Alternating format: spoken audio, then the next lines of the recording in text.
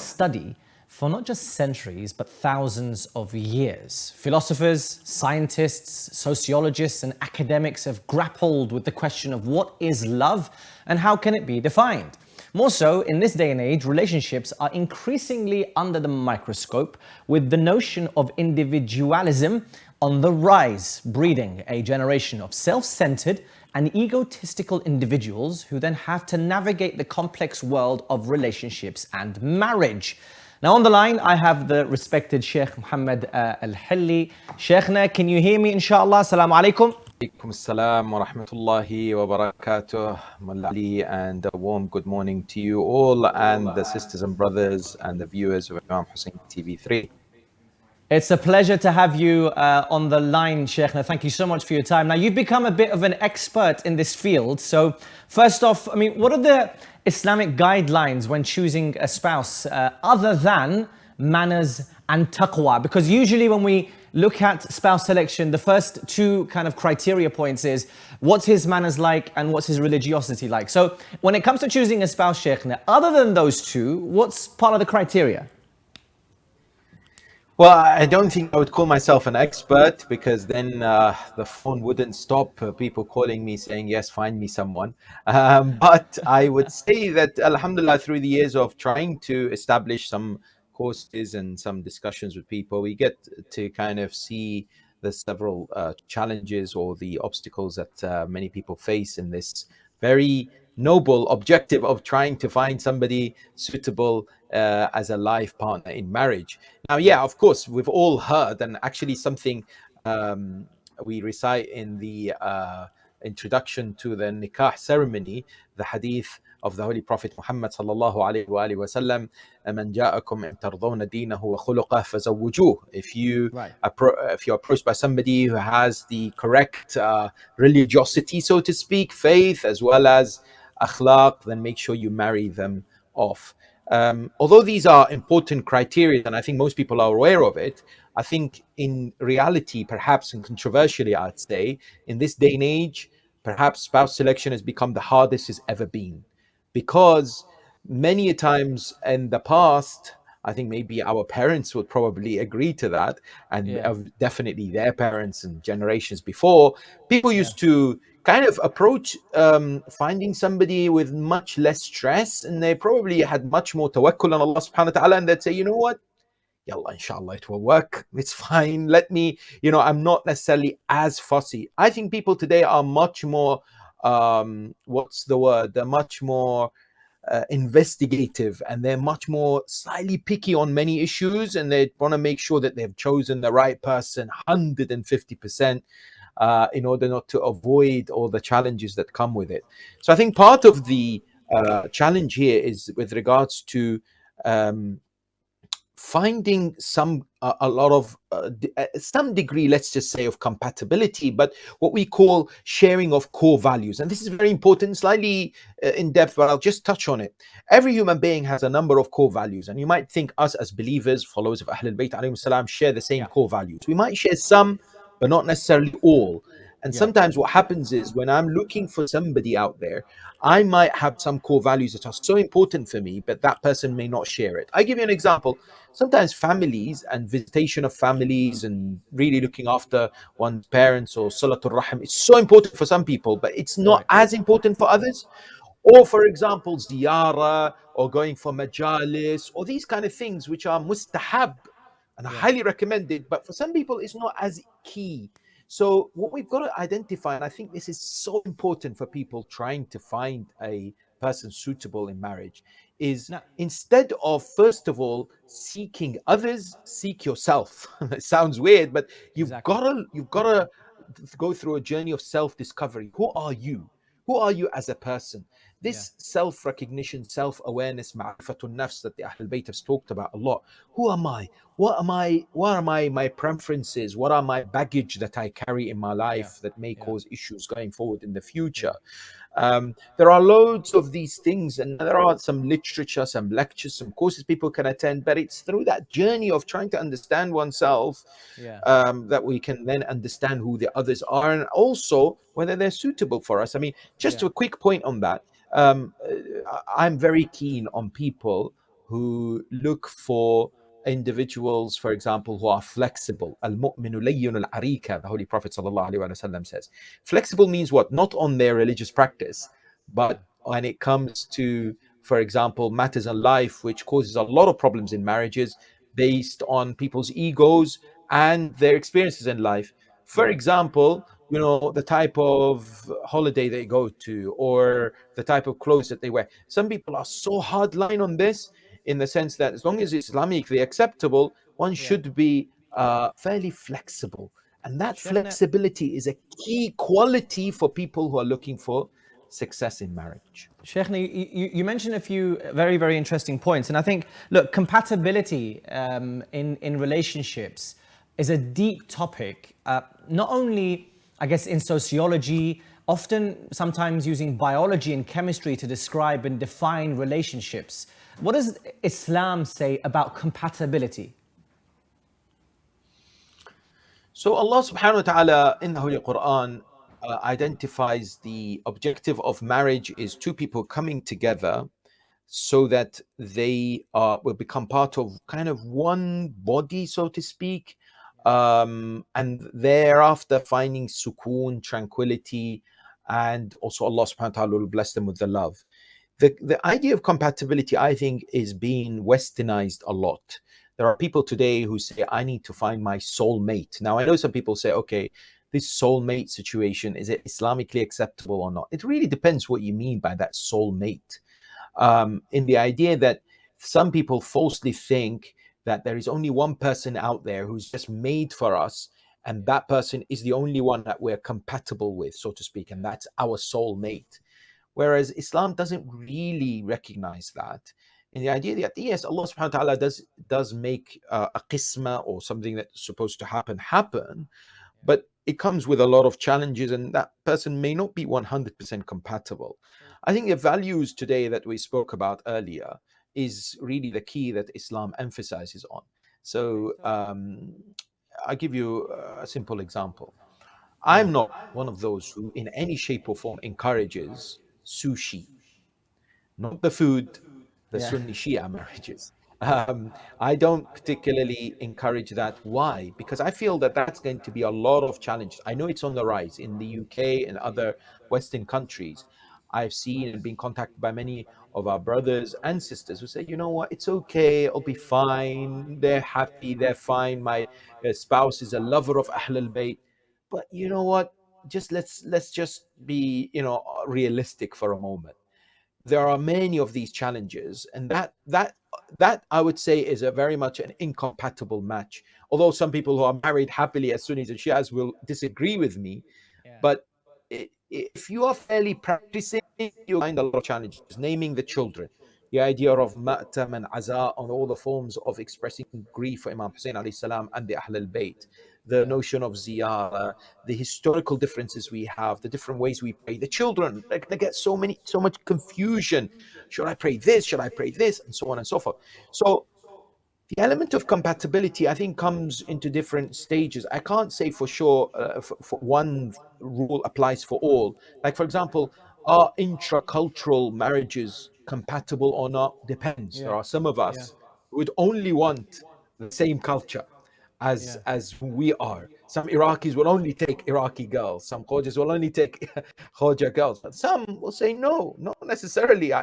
There are those who believe that if you're marrying somebody who is not, for example, supporter of the same team, if you're a Liverpool fan and you marry someone who's a United fan, that's incompatible. But I think different kinds of compatibility here. We have to be realistic. You're not going to find somebody who matches exactly your criteria of what you think a perfect individual will be. So, Remember, flexibility. But what's red line? That's what I'm going to say. What's the red line for people that they will never be willing to compromise? That's the value you need to be looking for somebody so that they're compatible. So that, Sheikh, that comes into like the age-old dilemma of finding a spouse yourself as a young adult, i.e. university, majalis, speaking to the opposite gender before you eventually want to marry them, or relying on family, i.e. mums, aunties, sisters, for them to go and kind of find out who is in the community that you can possibly be a match for. So obviously spouse selection is, I mean, what would be the best way, especially in this day and age? Because we know back in the day, it was quite a simple process. We say simple, but I mean, the Prophet kind of made it simple, and the Imams made it simple. You get married to this person, and the main bond between you was taqwa in Allah subhanahu wa ta'ala. But in this day and age, we see both forms have their positives and their limitations. But from your perspective, I wouldn't ask you what is the best way, but what is the perception of both methods of selecting a spouse?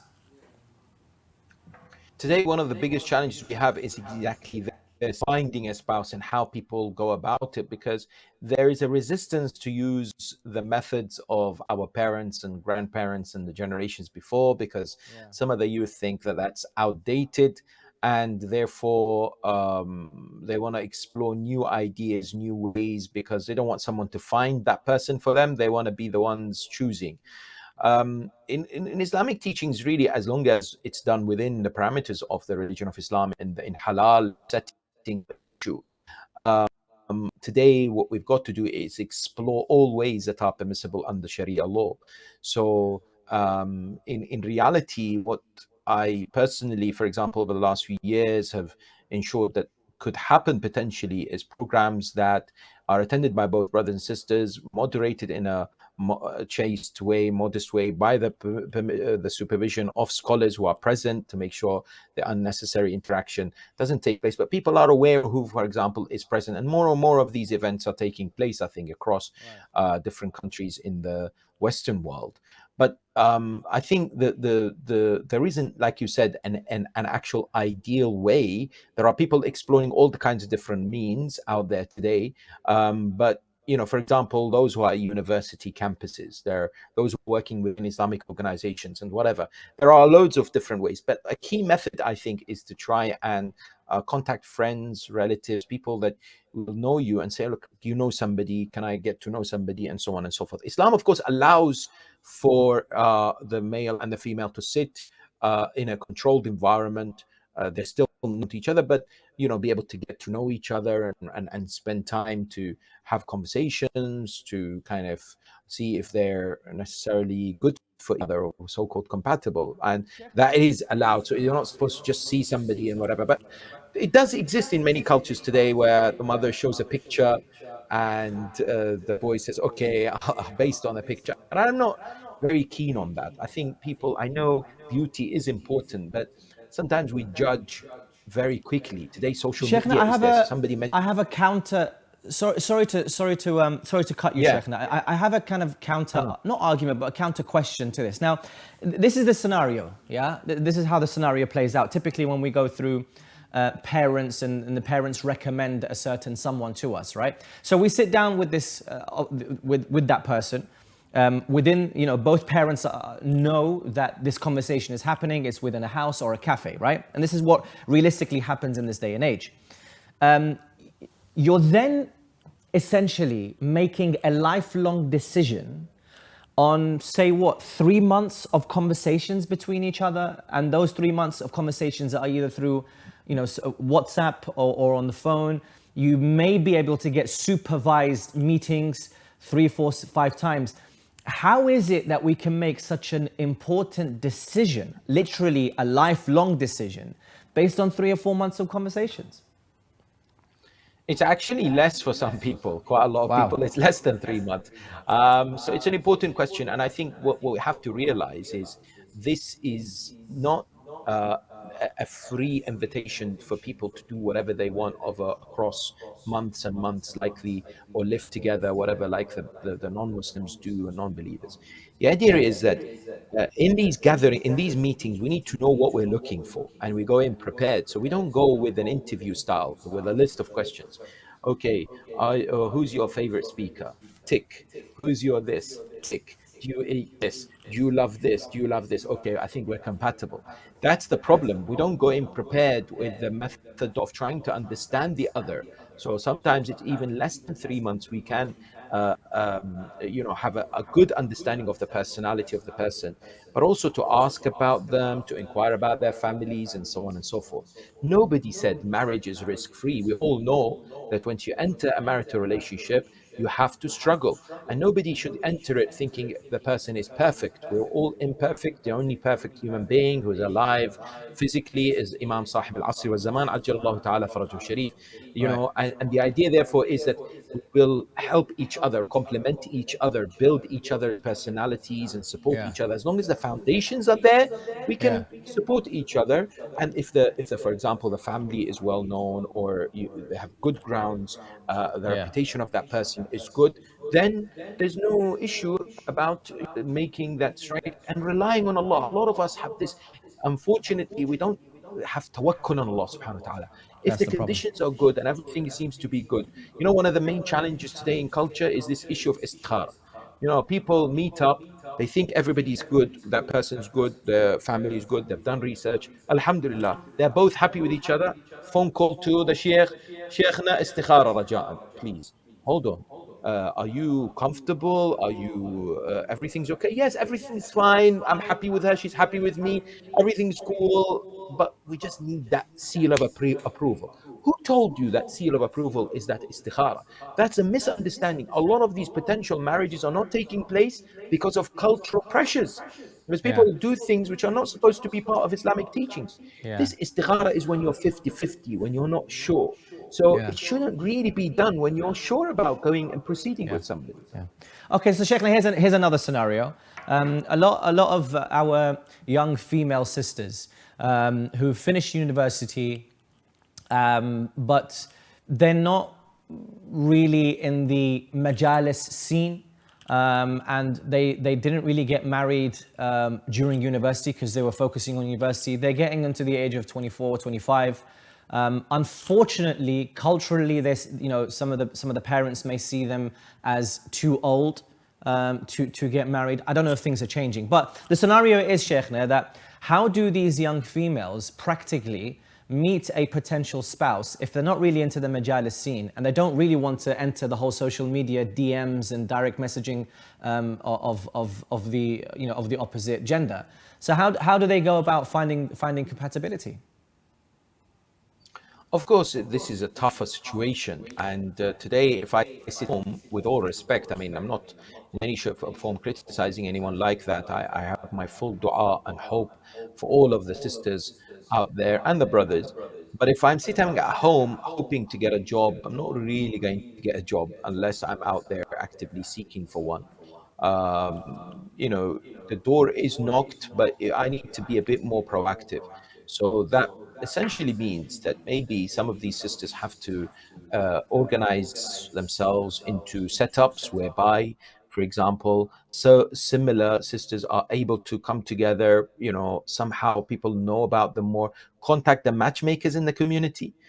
There are a number of matchmakers in different communities. There are a few organizations that are also helpful. I've had a lot of these sisters contact people like me and say, listen, if you ever come across somebody, the more you try, you contact, don't be shy. People are really kind of embarrassed to ask, listen, I want to get married. It's okay.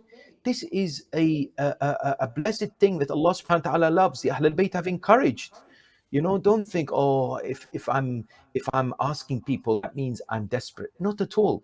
You should be soliciting people's help as much as possible. Relatives, friends, contact them and say, do you know someone? I'm looking to get married. Is there advice? Whatever.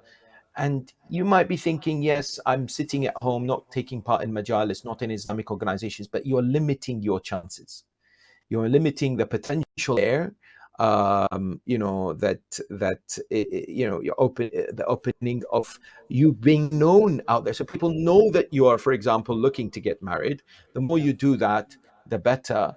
And there are some organizations now maybe thinking about doing activities for the older people who are a bit older, but I am concerned about the rise of the number of our sisters, specifically in their 30s, who are not married, and we do definitely need to help them and think outside the box. Right. Sheikh, my last question, and thank you so much for your time. It's been a very valuable conversation. But I've come across social media and your posts specifically around some sort of like qualification before two people decide to get. I think there was a film about this a couple of years ago, 2020. I think it was 20 years ago. There was a film about you have to go through a course as a couple and qualify to get that seal of approval to see that actually you are compatible. Is that something that's recommended in Islam and also in your opinion?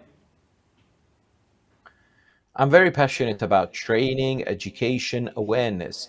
I think, Mullah Ali, I think the problem is most of us feel that marriage is something that I just get into, somehow knowing what to do and what to expect and how to make sure I undertake and discharge my responsibilities as a husband or a wife, and then have kids and whatever. We go through, a lot of us in the West, we go through at least some training before we get our license to drive. We go through education before we qualify, right? So why is it that for marriage we somehow expect to enter into this blessed sacred relationship that Allah subhanahu wa ta'ala has emphasized so much without prior some form of training?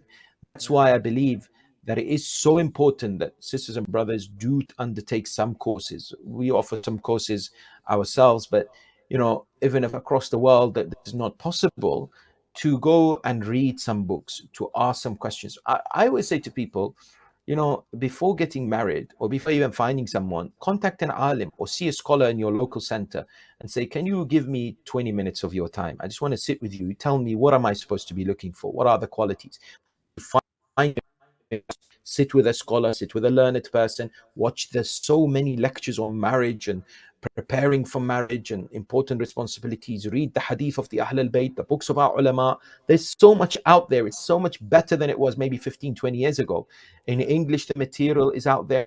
As long as you prepare yourself, and you're not going to be perfect, none of us are, but you'll stand a much better chance if you prepare yourself. Now, as far as these courses, yes, my vision is to have courses in 20, 30 years time where everyone who's about to enter goes through before marriage, so that they can get a certificate to understand that they have gone through, for example, difference between male and female, the issues to do with Islamic law and what am I allowed and the rights of a husband and wife, the issues even to do with intimacy and things that has to be taken into consideration when it comes to husband and wife physical relationship, things to do with in-laws, loads of these matters which really help once you begin to understand them and apply them into our lives. Sadly, having dealt with so many of these marital cases, I could see it's a matter of, for example, not understanding simple communication tips, knowing that males and females are different. The way you speak to a male is different to the way you speak to a female. The male brain is different to a female brain. And I'm not suggesting one is better than the other before everyone shouts and the feminist movements cries foul. I'm just saying people are different.